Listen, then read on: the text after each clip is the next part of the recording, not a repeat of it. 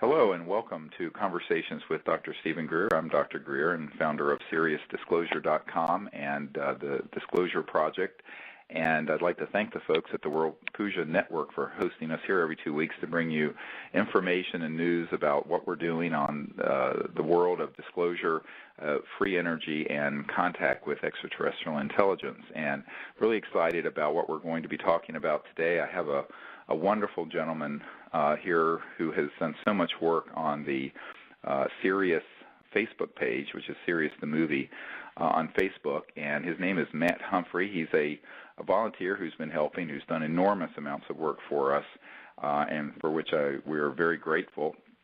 And his interest in all this is to help clean up the planet and to make the world a better place for us to live. And he sees disclosure as an important part of that. And he has a background in marketing and consulted in holistic and botanical medicines and health foods and environmental products and music, and he's really a pure-hearted, wonderful person who stepped up to the plate when we needed the help. And I think we formed that Facebook page, and now it has something like 40 or 50,000 people following on it. So it's very good. So thank you very much, Matt Humphreys, and welcome to the show.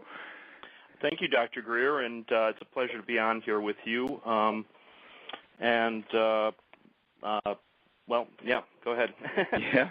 So one of the things I wanted to do is bring people up to date with some news of what's happening. And as many of you know, we're just finally getting the DVD master completed, and it's at the manufacturing facility. So in the next week or two, it's going to be manufactured and then begin to be shipped out. So those of you who have patiently, and we thank you, been waiting for your DVD of the film Sirius.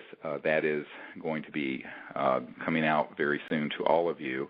And everyone who contributed to the film Sirius during the crowdfunding effort, who had given a certain amount, will be getting a complimentary one. Those of you who want to order them can go to SiriusDisclosure.com, and you can both see the film there on video on demand, and also you can order a copy of the DVD, which will be available worldwide and begin shipping within the next couple of weeks. So we're very excited that that's being done, and it pretty much wraps up the initial production of the film, and we're really grateful to everyone who's worked so hard on this to get it to this point, and all of you who contributed, because there's something like 4,000 people who have contributed to this film to make it the most successful crowdfunded documentary in history. And it's just going around the world now. It's been out now for a little over a month or a month and a half, and it's been very exciting to see how much interest there is in this film. So thank you, all of you, for your support. The other thing I want to say is that we're putting up on our website a page that describes what we're doing for funding the New Energy Research Lab for STAR, Sirius Technology and Research, and that is going to have the budget and our goals and objectives.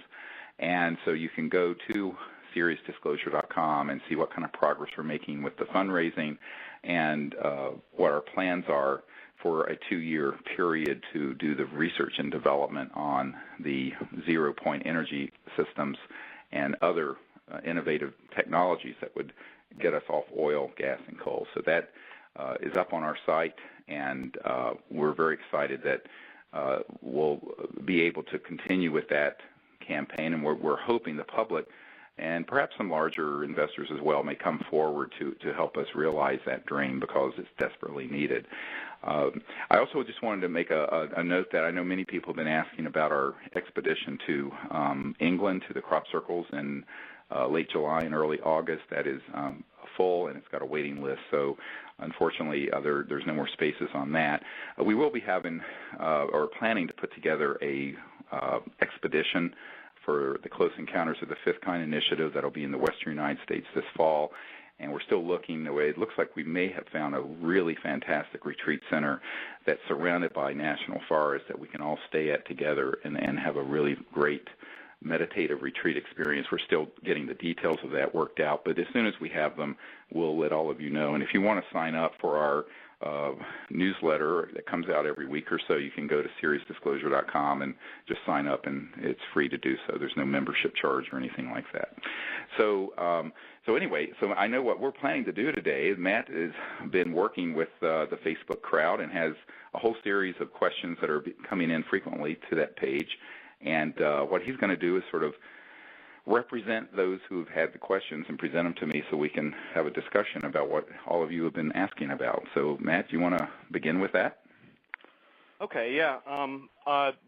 Yesterday I put out there just a statement that Dr. Greer would like to talk about Sirius the Movie Facebook page, and just does anybody have any questions? And we got quite an overwhelming response, about 75 different questions.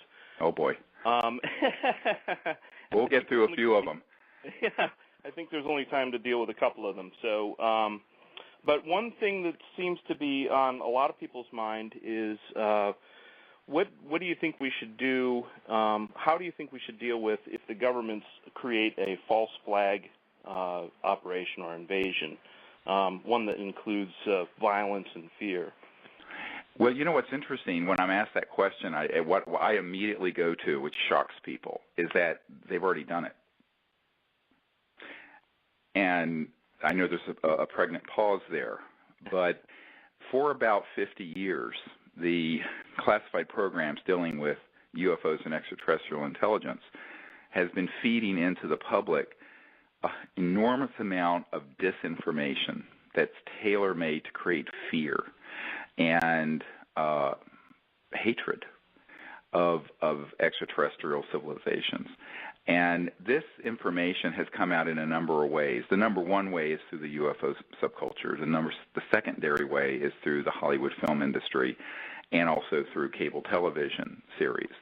So if you look at this subject and just step back, you'll see that about 80 to 90% of the material out there is framed in a very dualistic way of us versus them, and there are good ETs and bad ETs, and they've invaded, and they're taking people and doing horrible things to them, and on and on and on and on. It turns out that that was a plan that was concocted back in the 50s, and there's a CIA document that's, I know we have a lot of material on our website, but it's from 1953, where the CIA talks about using the subject for, and I'm quoting from this document, psychological warfare value and purposes. Then you find that there's a Strategic Studies Institute document from the 90s that talks specifically about creating a global fear around the alien issue by using what's called stagecraft to stage certain abduction scenarios and other frightening scenarios using advanced aerospace anti-gravity vehicles and other modalities to hoax events. And this shocks most people. So people have had real contact, and then there's other stuff that's gone on. I remember a number of years ago I was interviewing an Army Ranger who I could get to come out on publicly for the Disclosure Project, who was on a squad that was part of one of these abduction squads going around abducting people, making it look like it was an ET encounter when it wasn't. Now, this is not to say that everyone who's had an encounter with an ET or UFO has been targeted by a covert military program, but a lot have. And it's gotten mixed in with the real cases. And so what you find is that it's sort of like if you had some golden nuggets in a mountain of fool's gold and someone just dumped on the real contact events that people have had a whole mountain of other cases that had been designed to deceive people. And that is the problem what you have in on the internet and on this subject. And it's been actually a very effective program, because I remember years ago when my children were little giving a talk at an elementary school, and I was talking about what we were doing and going out and making contact and all the great experiences we'd had. And one of the little children, I think this was maybe 6 or 7 year old, said, "But aren't you afraid, Dr. Greer, that they're going to come and abduct you and torture you and do terrible things to you?" And this was a little child. So what you find is that this has found its way into the subculture so well. Now, why is that important? Because, and you can look at the history of World War II, and for that matter, the Cold War and the war on terrorism to analyze this. you really can't get the public to support any kind of scenario, if it's false flag or what have you, without having first demonized an enemy. So certainly that's what Adolf Hitler did in sort of demonizing the Jewish population and gay people and the Roma, so-called Roma, the Gypsies, and others.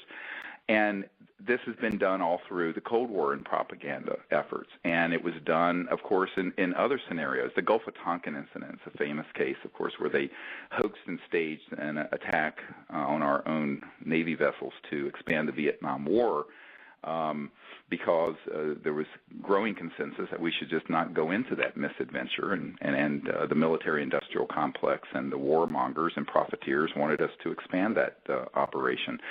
So this kind of manipulation goes on all the time. I know some people say that's a rather cynical view. It isn't a cynical view. It's a historic and accurate view. And for that reason, what I've always said to folks is knowledge is the greatest purifier. Wonderful quote from the Vedas.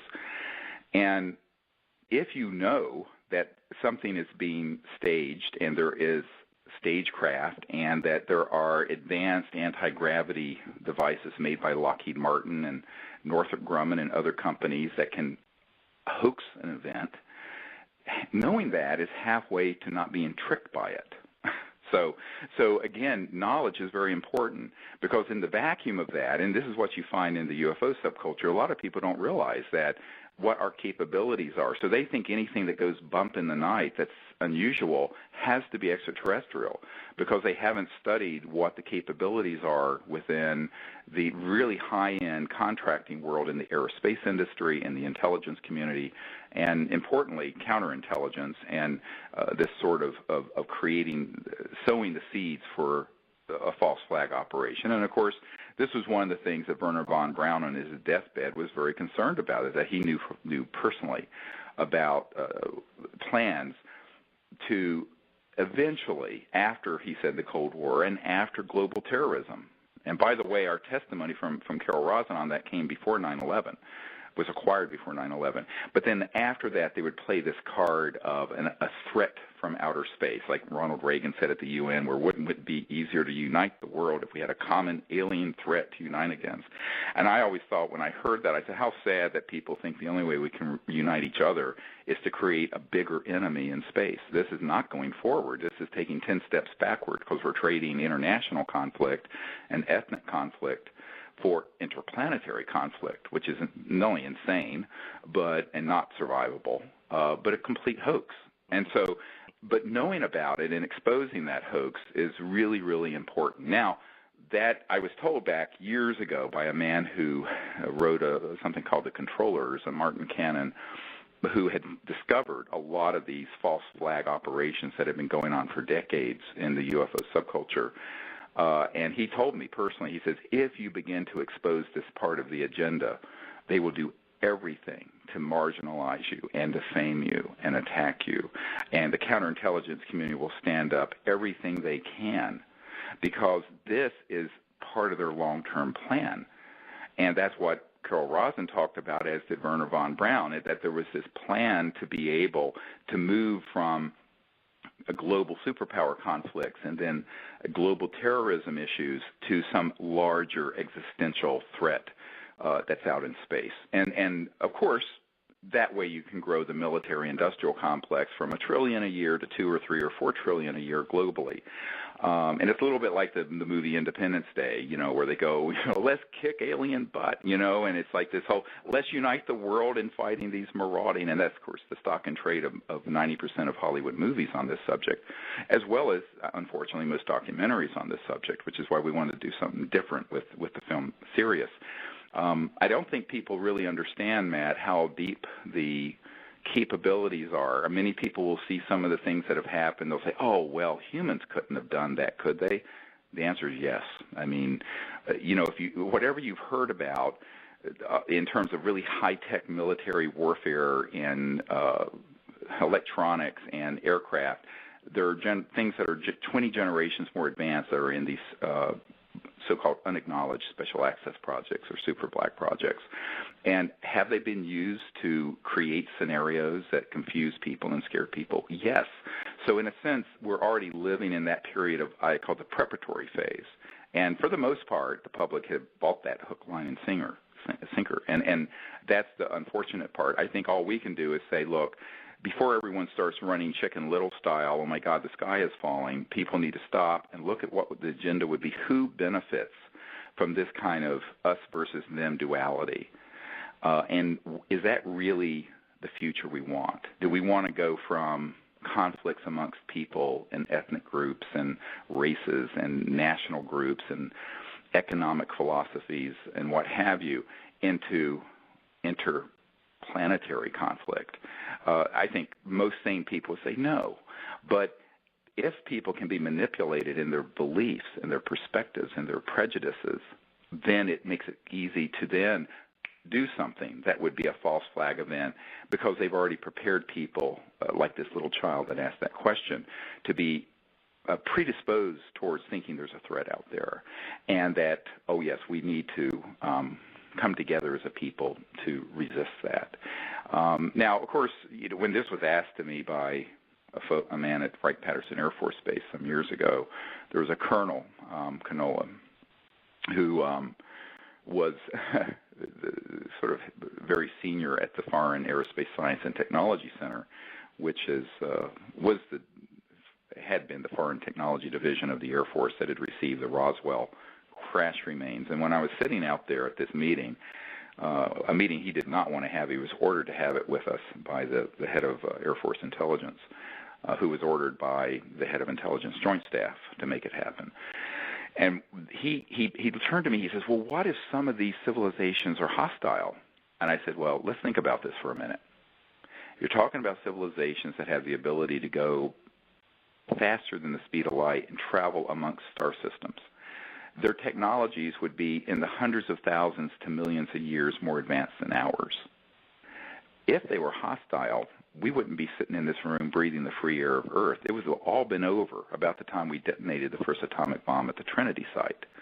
I said, the fact that they have not engaged in that kind of event, it kind of shows the kind of restraint they obviously have, because we have been firing at them periodically and occasionally hitting them. So I think that, the kind of fear that is out there, and if there's all kinds of phobias out there. There's racism and anti-Semitism and homophobia, and you can add to this now exophobia, the fear and hatred of extraterrestrials.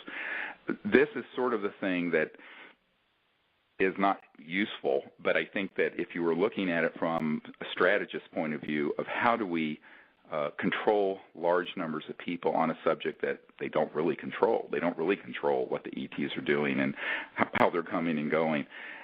They know that they can control psychologically the masses through fear-engendering events, which is exactly, the kinds of things that have happened in other false flag operations. So I think the only way to handle that is to discuss it, put it out there, and this Strategic Studies Institute document is up. We have it. This is something that other people, before I got involved in this subject, Matt, there were folks who had done very extensive research into the hoaxing and staging of frightening pseudo-encounter events. But no one wants to hear that because everyone likes to have someone to hate. And so it's unfortunate that that's a part of human nature that has this sort of tribalistic aspect where we're wanting to find something other than us that we feel superior to, that we can hate and then engage in warfare. And this has been the organizing principle for humans for many, many thousands of years. And I think what we have to do is say, isn't it time for us to find a different way of living that isn't based on someone other than us that we have to be afraid of and hate and engage in violent conflict with? With the kind of technology we're talking about, which are much more sophisticated weapons, say what are called scalar and other type of weapons than the weapons that are say, thermonuclear, atomic weapons. With that kind of technology, you're talking about a non-survivable event if there was a conflict. Because even with nuclear weapons, it was called mutual assured destruction. And, Carl Sagan used to talk about the nuclear winter, and it'd be just the end of life as we know it if we had had a full-out conflict with the Soviet Union. Do people really think that we're going to go Star Wars style out in space and have interplanetary conflict? Well, this is silly, because people who think that have looked at too much science fiction and haven't thought about what the consequences of these kinds of technologies that have been weaponized, and they are weaponized in classified projects, would do if there was this kind of engagement with a threat from outer space, as Ronald Reagan called it. Mm-hmm. So this is a really deep issue. I mean, at some point one could do an entire book on this. A few people beat me to the punch on the other side of the discussion, and I know a couple of years ago there were some Lockheed Martin scientists who talked about how we shouldn't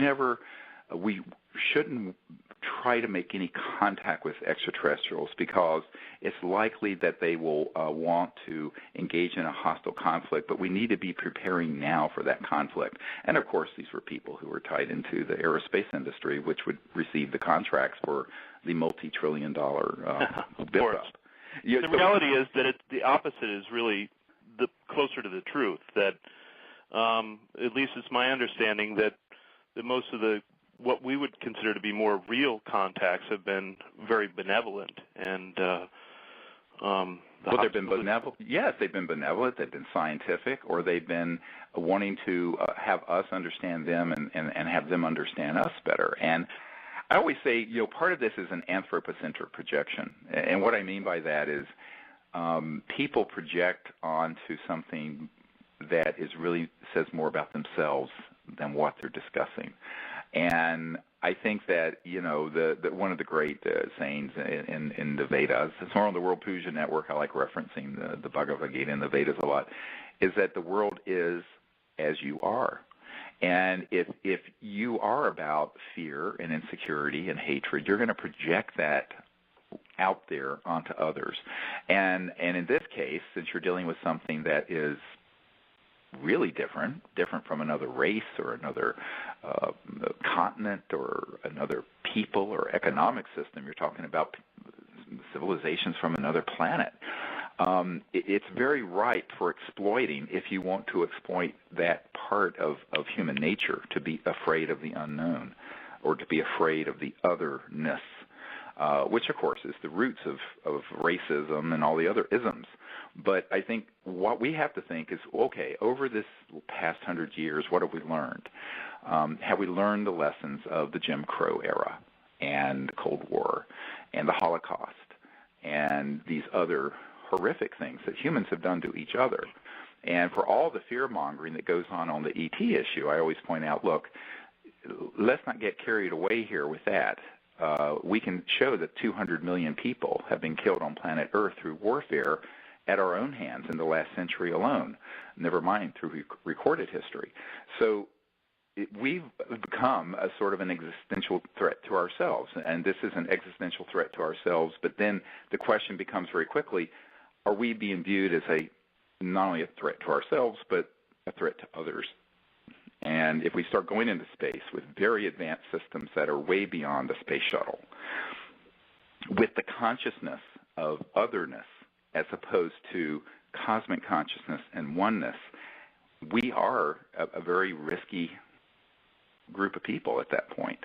So I think, when I've heard these stories from so many of the Disclosure Project witnesses who are at nuclear facilities and Strategic Air Command and nuclear weapons processing facilities where there were these ET craft that came over and were checking out what we were doing, many witnesses who recount the ETs watching what we were doing with the space program, why would they be concerned with that? Well, because they saw that we went from, in a couple generations, from horse and buggies, all right, when my dad was around in the early 1900s, to thermonuclear weapons and early space travel. Well, this is a very worrisome trajectory by any dispassionate observer, I think.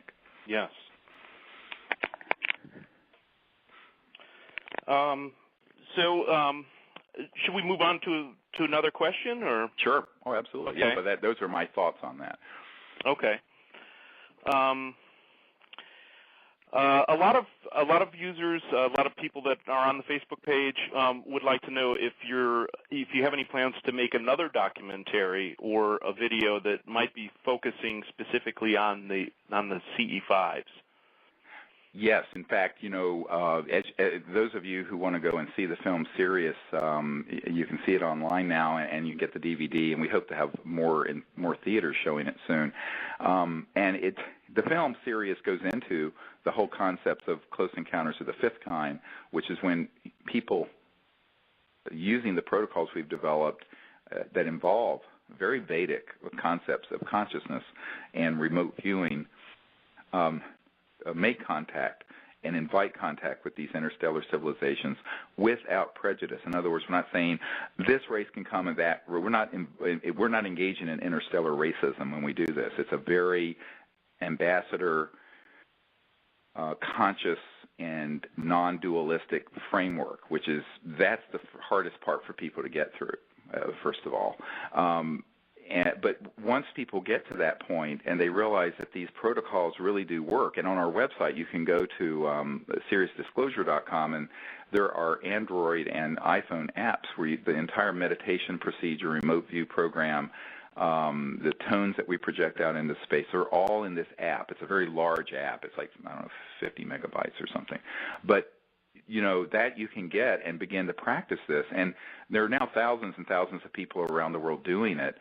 And one of the things that I would like to be able to do at some point would be at least maybe a 45-minute to hour documentary only on that, and it is something that we want to do, in my spare time, but because I think people need a more intensive training that would be involved in a really just exclusive treatment on that subject, and it is something we do plan to do, although it may not be until later this year or next year, just because of the time schedule and my schedule. The rate limiting thing on all this is time, and of course resources.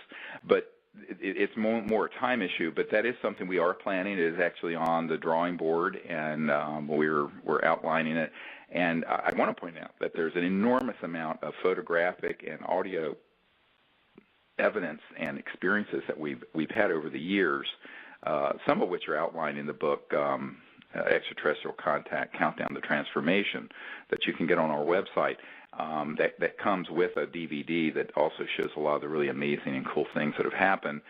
But I'd like to, it would be wonderful to put that into a instructional documentary just on that, and that is something we are planning to do. My own view of it is that if we have time to do it in the next year or so, is to do an entire course that would involve,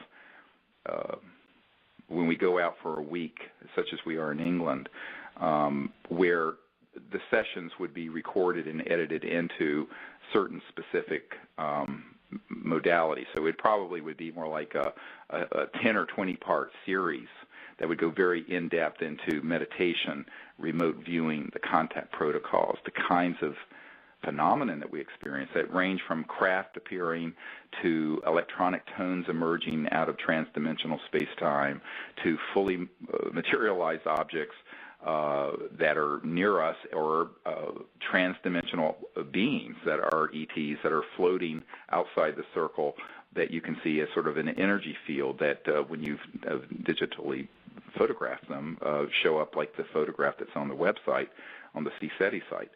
So these are all things that would be great to have in a not only just a documentary, but then an entire course that would be on videotape that we could make available. And that is something I do want to do in the next year or so, because I think so many people would enjoy that. A lot of people can't get free to go on these week-long expeditions all over the world, but that's something that we've never done. Now we have someone on our team who's a videographer and a budding filmmaker who, by the way, just did this amazing, I guess it's about 14-minute video on the Atacama humanoid that you can, if you go to SiriusDisclosure.com, there's a link to it, and it's free for anyone to see. It goes to a Sirius Disclosure YouTube channel that has this really great summary that he put together from all the evidence we have so far on this little tiny 6-inch.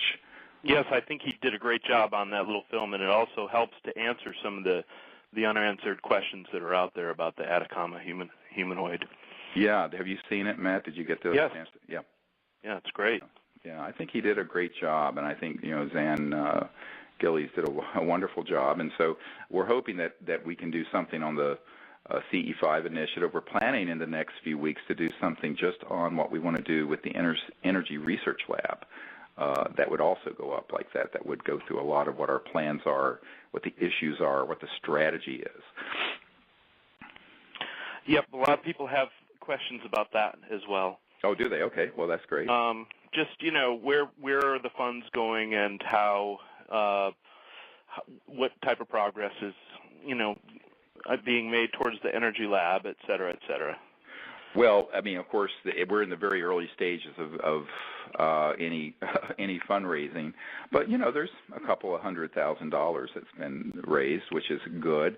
The budget that is up on the website as of when folks are hearing this recording is a $6.3 million 2-year budget. Now, one of the things I want to explain there, a lot of people have asked, well, why don't you start something before you reach that goal? And I said, well, we've already done that. And people are a little confused by that. For the last, 14 years, we spent a few $100,000 going all over the world investigating claims of people who had these sort of devices. Most of them turned out not to be what they were advertising, frankly. Then we were providing some grants to people who had ideas, who seemed to have good concepts, but they were never able to do it by themselves in their spare time in their basements and workshops, even if it was a substantial grant that we provided. Then the folks who had the technologies or were on the path to would then get threatened or get a knock on the door. And this happened in the not so distant past. What we concluded from this experience, and it's a lot of frustrating encounters where we literally went all over the world investigating this, is that there's a lot of great folks out there who, if they were brought together in a synergistic way, could do something. But when people are lone wolves trying to do this, they either can't do it, or if they get close to doing it, they're then intimidated and it gets taken out. And so that model, which we knew at the time was unlikely to succeed, but that's all the funding we had, we tried. So a lot of people have suggested, why don't you do that? Well, we've done that, and it was done very thoroughly. And so my conclusion from doing this for about 14 years is that it needs to be, one of two things has to happen. Either someone has something that they're willing to come forward with that is not a black box. And what do I mean by a black box? It's sort of like the problem that Rossi is having in Italy, where he has this potential cold fusion system, but nobody knows what's going on inside the system. And so since no one can reproduce it independently, of course, people are going to say, well, we don't know if it's a legitimate, scientifically reproducible effect or not. And ultimately, the sine qua non of science is independent scientific reproducibility. And what we have found is that a lot of people won't cooperate with that because they become so paranoid and, in a sense, worried that someone's going to steal their idea that they won't do it. And one famous case that happened that came to us 2 different ways was a person out in the Midwest that had one of these devices, and it sounded quite legitimate. But basically, he wanted to do a black box demonstration where we could not know anything of what was inside the box. But to even get to that stage, he wanted us to wire $10 million into a Swiss bank account. Well, I don't have $10 million, and neither I don't think Matt has $10 million. And even if you found a billionaire, they wouldn't do it because it's just so crazy. So what you find with some of these folks is that even if they have something, and this was, of course, the Achilles heel for Stan Meyer, who did have an over-unity electrolysis system that would break water into hydrogen and oxygen. And we did investigate that, and it did happen. Unfortunately, the patents that he put out there deliberately put in the wrong voltages and cycles per second resonance for the electronics to dissociate the water into so-called Brown's gas, or what he called it, this H2O, that is the hydrogen and oxygen, into a gaseous mixture that's actually magnetically charged, and that will then be able to be used in a combustion engine. And it takes very little power to do it if you have the right sweet spot in the electronic coils that dissociate the water and into hydrogen and oxygen. But he deliberately put the wrong information in the patents, which is why no one's... And then he died suddenly. And his twin brother was so intimidated by how he died, which was very suspicious, that he doesn't want to step into this for fear of reprisals or something bad happening to him. So I think that the way we need to do this is to put together a laboratory that has basically what we're doing streaming on the internet, and that is done as open source as is humanly possible, so that the public is involved and knows, because secrecy doesn't work. And this is what I've been trying to say to inventors for years.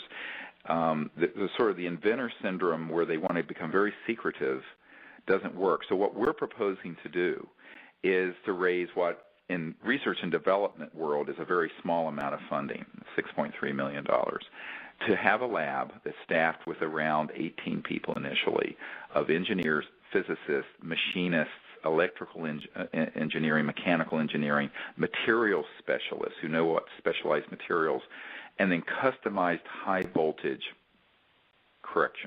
very high voltage analyzers, so that you can create signals that are into tens of thousands to millions of volts, but at very low current, where you begin to hit a resonant frequency, whether it's in water or crystalline material or nanocrystalline material or coils, that result in this zero-point energy access vector that gets created in space-time.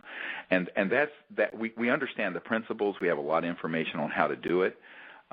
It is a serious physics and engineering process to do that. And I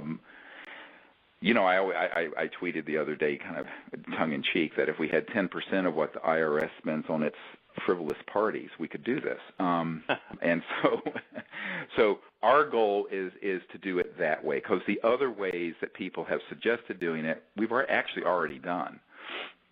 Well, and then the transparency aspect of it provides a certain safety net as well. Well, that's actually why we did disclosure the way we did. I mean, we were collecting information, witnesses, materials for a number of years, and it all came out at that National Press Club event 12 years ago. And you squeeze the toothpaste out of the tube in such a way that it can't be put back in. Moreover, you have millions of people watching it. And at that time, that was the most watched event in the history of the Internet at the time. Not just at the National Press Club, but in the world. Wow. And so, yes, and that is a statistical true statement. So if we do this with the energy research project, we need to do that the same way. And when there is something where we do hit that sweet spot, and there is I don't care if it's 100 watts of, quote, free energy that is reproducible and provable, that goes viral. And it gets reproduced at multiple places. We've already lined up in universities who are people willing to do it, and the public knows it. But it needs to be done in a way that can be it can't be a black box, because even though I know 99.999% of inventors who work on things, I put all my life's work into this and I want to get something for it. But the truth is, with 7 billion people on the planet, any group that would be the first out of the gate with something like this, there are so many opportunities for energy generation that would create the funding needs that any inventor would ever need. So this sort of secretive, keep it, the mindset of Silicon Valley with the next iPhone or the next video app or the next whatever, where everything is so secretive, and you have a bond and you sign your life away because you're working on some tchotchke that's really just a piece of junk made in a Chinese slave factory. I mean, when you're talking about the Apple products, there's all this nonsense that goes into that, and that mindset will work for an app or a software program. It will not work for a technology that the national security, well, the super national security state that's actually transnational, not just in U.S., but Russian scientists who've tried to do this, British scientists have all run into this buzzsaw where horrific things have happened. It can't be done in that secretive way, and so the secrecy is your enemy, whereas doing it in a very open way is your friend and is your protector, and the public will be your guardians, is how I look at it. I mean, in the sense that the covert programs do not want to step into, I mean, they have their own buzzsaws up, but they don't want to step into the buzzsaw of millions of people seeing overtly some goons going in with a national security order, seizing something that would get us off fossil fuels and keep the world from going belly up environmentally, et cetera. So I think at a certain point you have to understand that the strategy is what's key. And you have to then back up your plans and your funding and how you're going to do it based on the strategy, which has been built on the study of the last 100 years of these types of devices, all the way back to Tesla and before, and how they were suppressed, how they were bought up and black-shelved. And this becomes another problem. A lot of people say, oh, aren't there wealthy people who will just fund this? I say, yeah, well, you would think that's the case.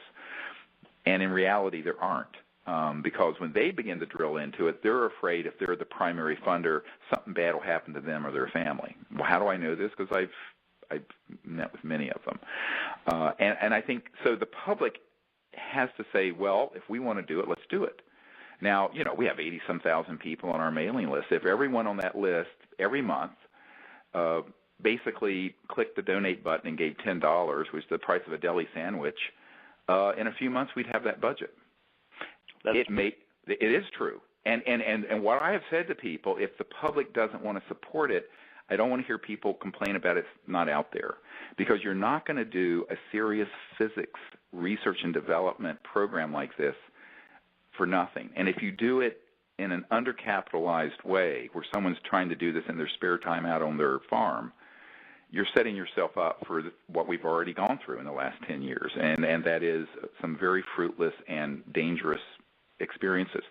So having learned from that, what I've concluded is that this is how it needs to be done. Now, let's say if we don't reach that point, then I think what we have to do is continue to provide the the information and the educational materials and programs so that more and more and more people in the world get educated on the subject, so we do reach that target. So that's what we would do if we don't, if the funds don't reach the point, because you really can't ask someone who's in a professional career track to leave their job when you only have 2 months of funding in the bank or a month of funding in the bank. No one's going to do that. So the reality is, if you're going to do this, let's be serious about it. Make pun intended, and do it in a way that is professional and that also strategically is safe and secure, and that has learned from the mistakes of folks like Tesla and Dirac and T. Henry Moray and Stanmeyer, and the experience of our own team with the Orion project over the last decade.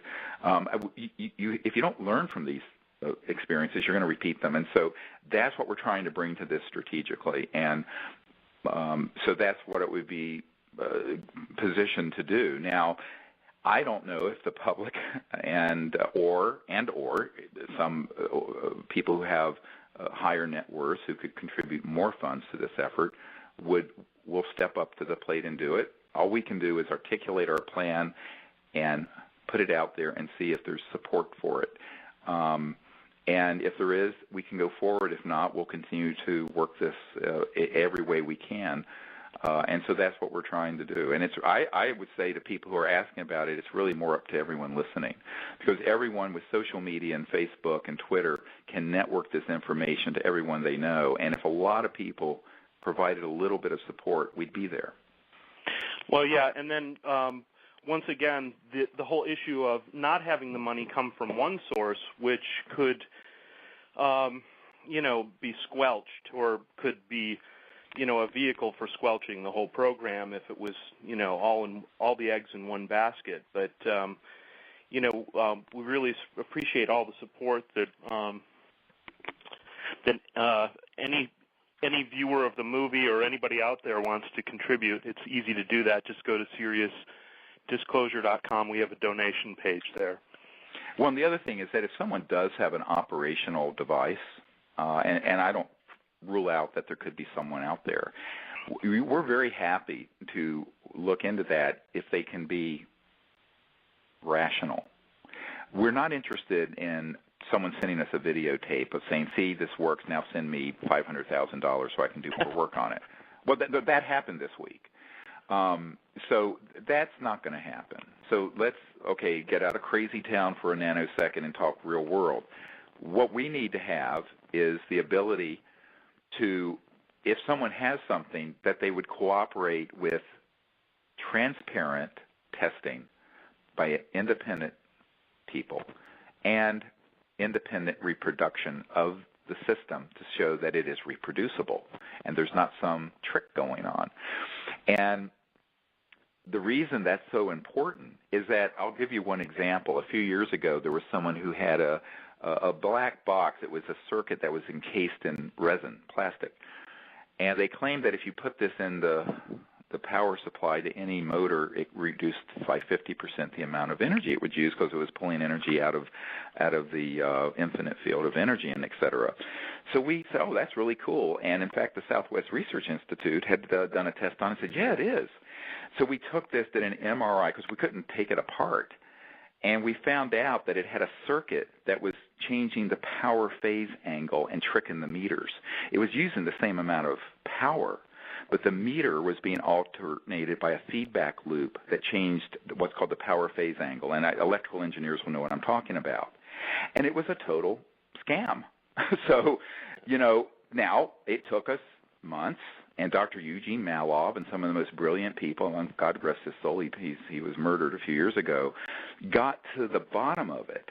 But so we have to have something where we don't have to spend 6 months and $100,000 to see what's going on, because there could be some little trick in there. Right? Right. I don't know. If that's too much to ask for, I would tell people, please don't contact us, because we've been down that path for 10 or 12 years. We've spent untold hours, traveled all over the world, hundreds of thousands of dollars to go through one experience like that after another. So in a sense, I'm just going to be really, let's be honest.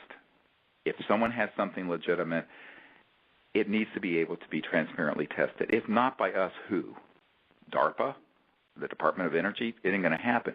So we will do that. But there are certain criteria that have to be met, and they're reasonable criteria. Because if we can't transparently see what's going on in there instead of a black box, we're not interested in even hearing about it at this stage, because we've been down that path a dozen times. Secondly, it has to be reproducible. So if you can't have an independent person, if they want to do a non-disclosure agreement, they can reproduce it. And if it's not a reproducible science, it's not a real science. This is the sine qua non of science.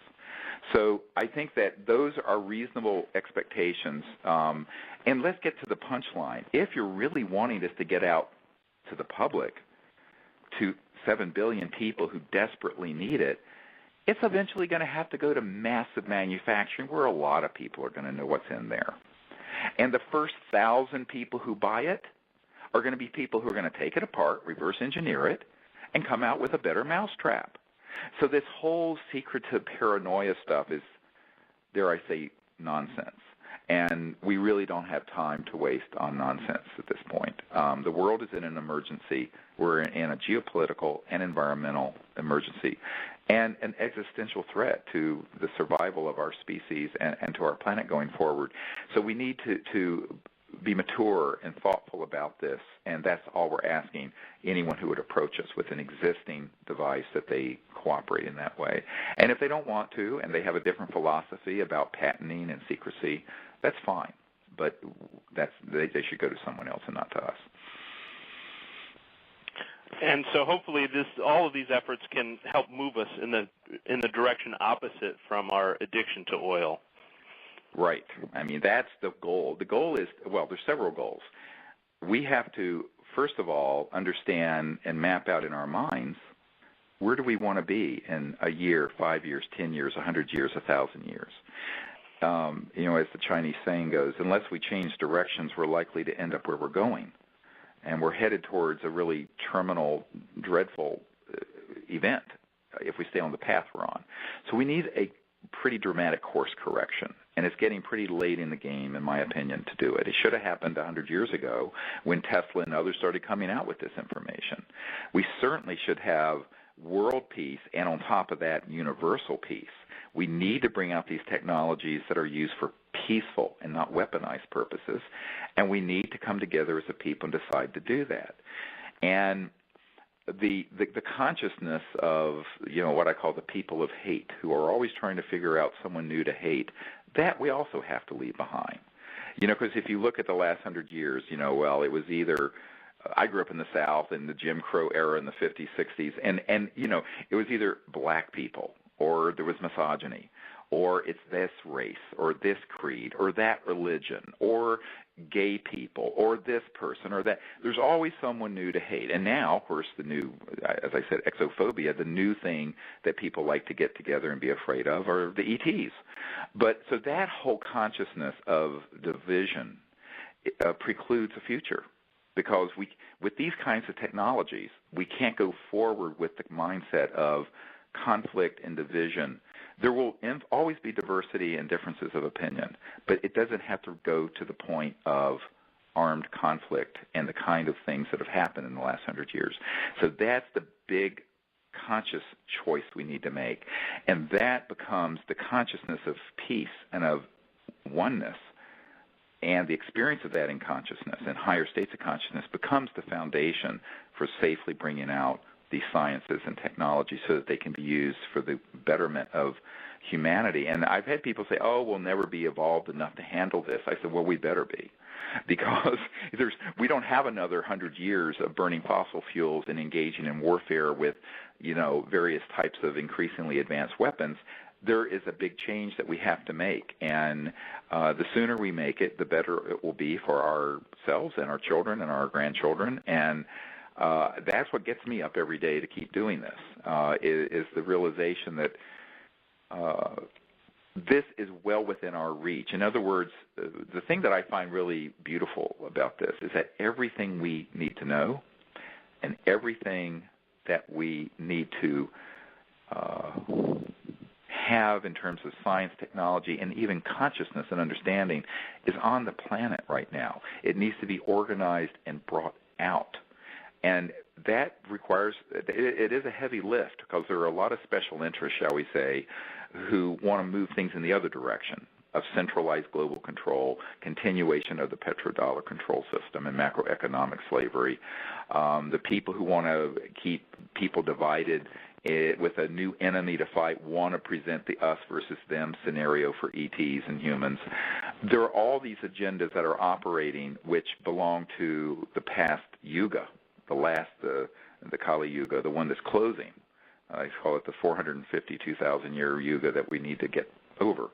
And I see that there's another era that's in the process of opening over the last 100 years or so, which is a 500,000 years of conscious evolution and really developed society that's not only peaceful but very high-tech, but with the consciousness that these technologies are used for the common good and for peaceful purposes, and eventually the exploration of space.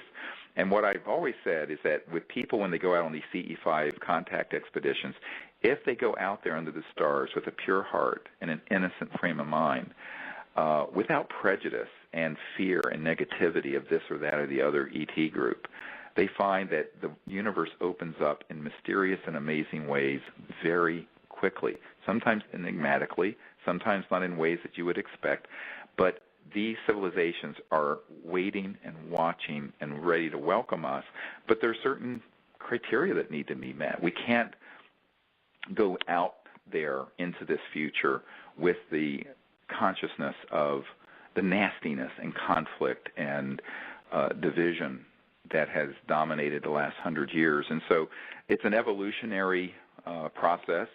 It's both consciousness and thought and also technology, all that needs to come together.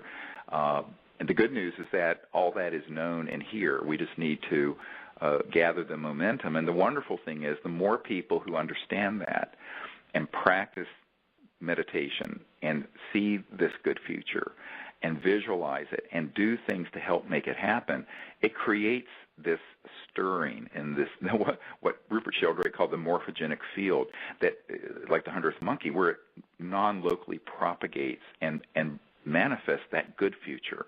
So this is really in our hands more than people realize. Everyone wants to look to the boogeyman and the so-called majestic group keeping this stuff secret. I said, you know what? It's what I said in the film series. We're going to just leave the Pentagon and all those folks behind. Let's just create something better and new. And as Einstein said, no problem was solved with the consciousness that created it. We have to bring a new consciousness and understanding into this, and that's what we're trying to do at SiriusDisclosure.com and with the film Sirius, but also with these research efforts and contact protocols. And the more that people join and do this together in a cooperative and positive way, the more it does change the course of our planet and our civilization in a good direction.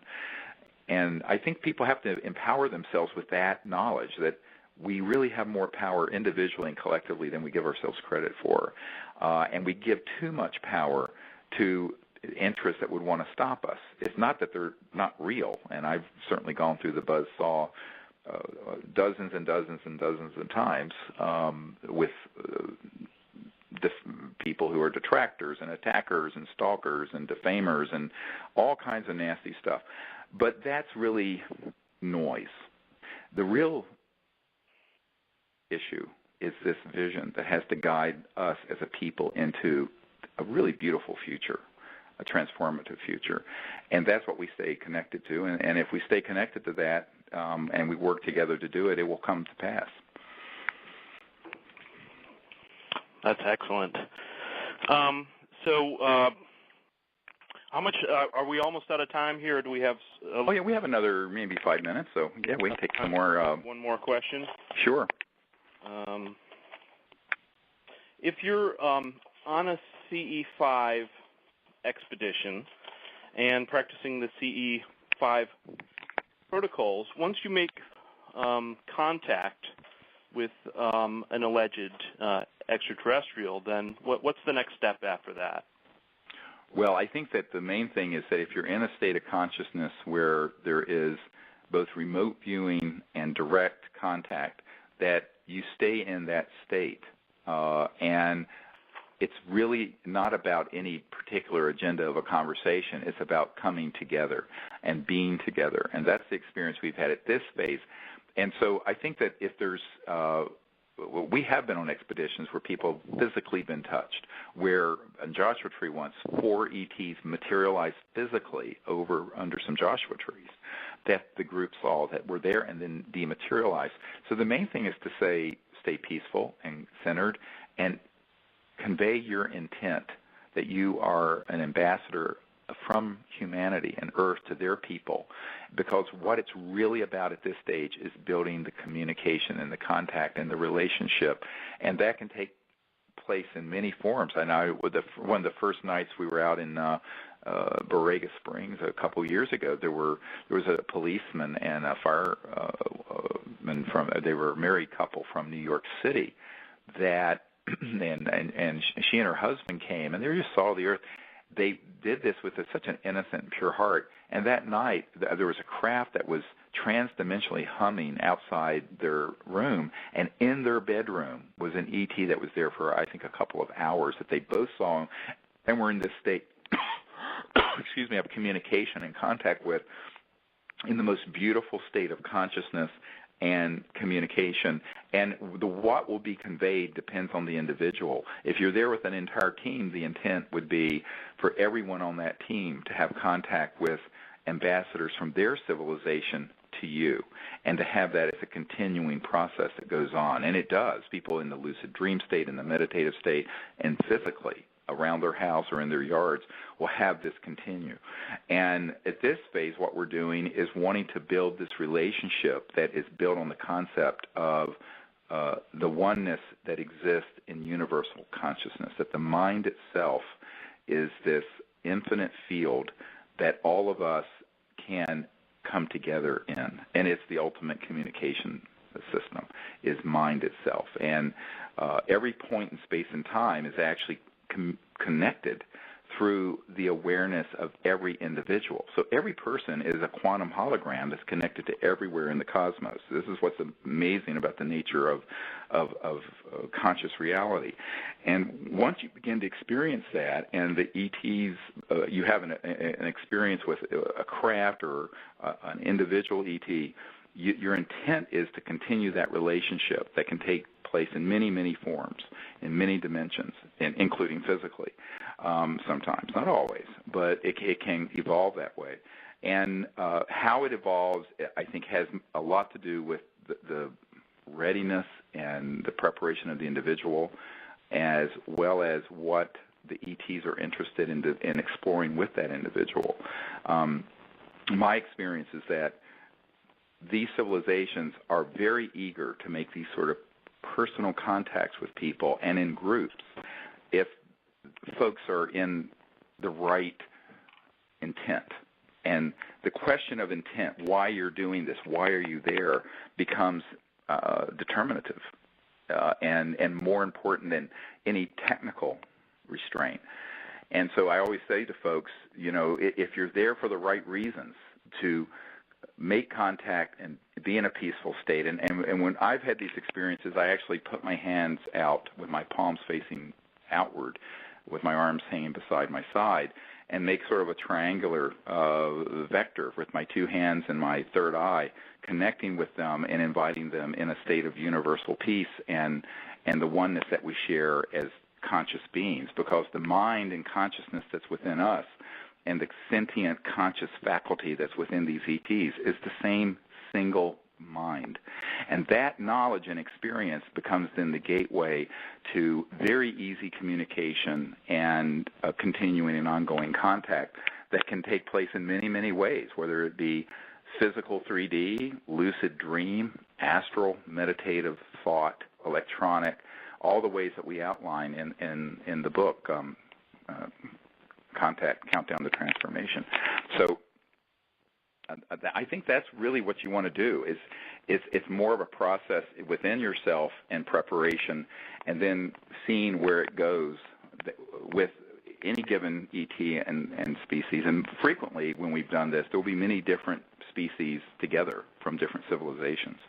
And I think that people underestimate themselves and how easy it is actually to do this. And the people who begin to practice this on any regular basis with a small group or even by themselves begin to have amazingly beautiful experiences. And they happen as you're ready for them to unfold.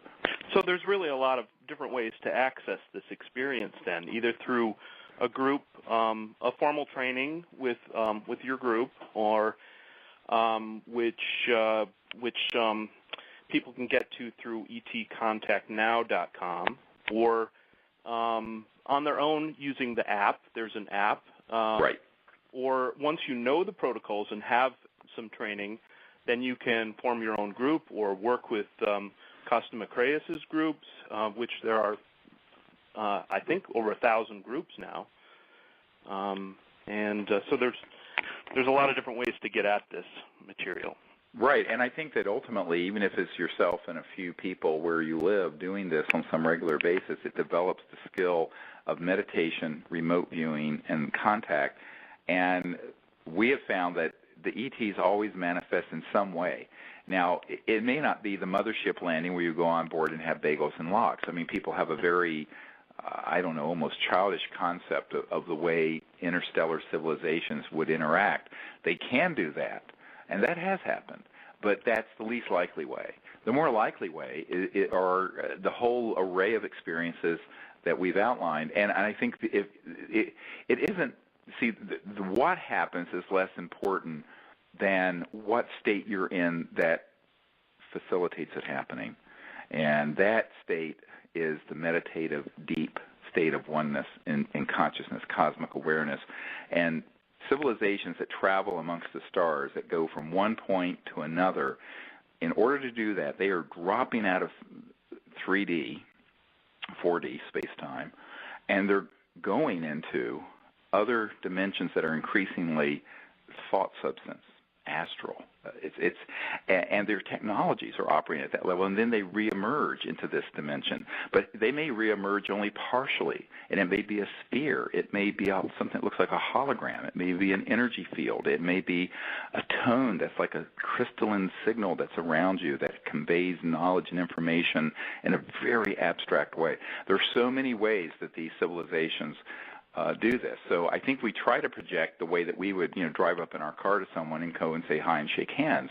But I think that when we're talking about civilizations that are transdimensional, because they're interstellar, by definition they're transdimensional. If you're going from one star system to another, you have to go faster than the speed of light. When you do that, you're in these other dimensions. And I think at that point, once you understand what I call the new cosmology, the understanding of this conscious quantum hologram that's aware and is multiple dimensions that include space and time and stars and galaxies, but include all these other types of fields of energy and thought forms, and Vedic tonality, for example, you begin to understand that the contact happens in a very diverse number of ways, depending on where you are, what's around, who you are, and what everyone is ready to experience.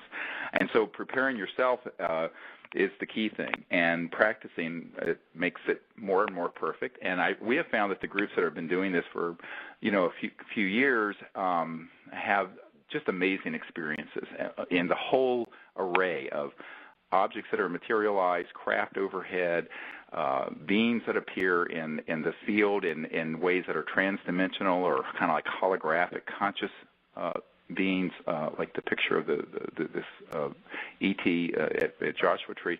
So many different ways.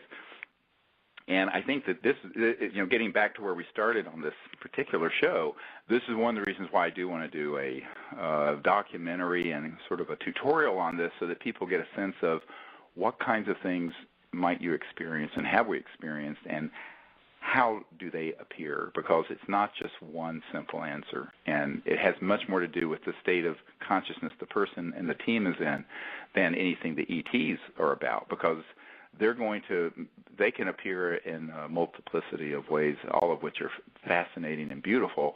But if you don't know what you're looking at and you're not ready for it, you're going to miss it altogether. So that's part of the educational process. And it's an experience that's not limited to a few people. Everybody can develop a facility for it. I think if you're a conscious human being, you can do this. I mean, I've always said that the birthright of every human is that they are conscious and they are able to create, have this experience and understand it. It's about learning and practicing the skill set of meditation and remote viewing and the other protocols, and it really isn't that difficult. But, you do have to practice. It's like, if you want to bench press 400 pounds, you don't go in there and do that the first day. So, it's a skill, and it's something you develop, and everyone can develop it. And I found that there's no one, if you approach this with the idea that you can do it with a pure heart and intent, you can do it, and it will happen. If you think to yourself you can't do it, well, you won't do it. But that's like everything in life. So you have to have a certain amount of confidence and faith in yourself and in the reality that these civilizations are there, and they're really waiting for people to awaken and do this together. Because certainly they're not waiting on the State Department or the United Nations to do it. They're looking to us. They're looking to the people.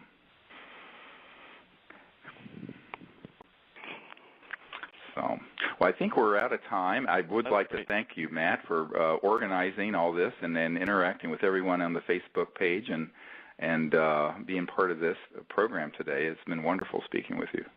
Yeah, and thanks so much to you too, Dr. Greer. It's been a very enlightening chat.